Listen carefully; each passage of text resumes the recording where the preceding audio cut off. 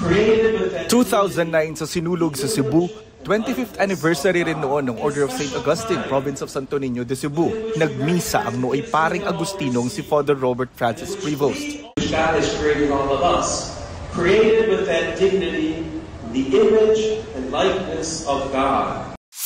Noong 2004, ang bagong kumbento ng Santo Niño de Paris sa Talisay City, Cebu, binasbasan ni Father Prevost na nooy Prior General o pinuno ng Order of St. Augustine sa buong mundo. Dumayo rin siya noong 2006 sa Provincial Intermediate Chapter of the Order of St. Augustine, Province of Santo Niño de Cebu, sa University of San Agustin, Iloilo City. Noong 2010, nagpunta siya sa Binyan, Laguna. Bumalik din siya sa Cebu at Maynila.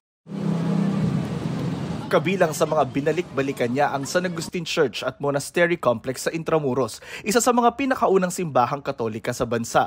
Noong 2008, magkasama sila ni nooy Manila Archbishop Gaudencio Cardinal Rosales nang buksan ang bagong seminaryo sa San Agustin. At noong 2013, si nooy Manila Archbishop Luis Antonio Cardinal Tagle ang nakasama niya ng basbasan ng Postulancy Building sa seminaryo. Nang magmisa sa San Agustin Church si Father Prevost, dikon pa noon si Reynante Balilio. Siya na ang kura paroko ng San Agustin ngayon.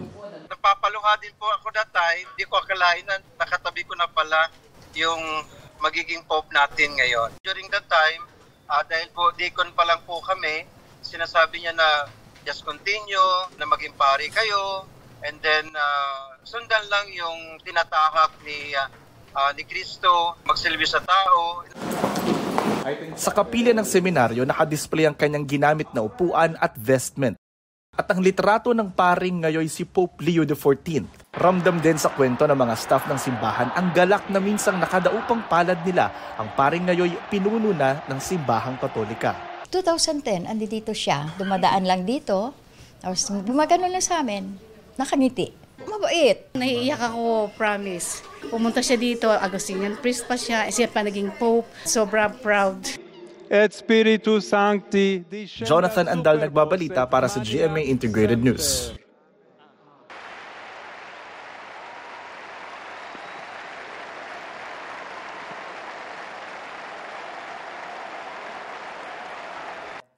Huwag magpahuli sa mga balitang dapat niyong malaman. Mag-subscribe na sa GMA Integrated News sa YouTube.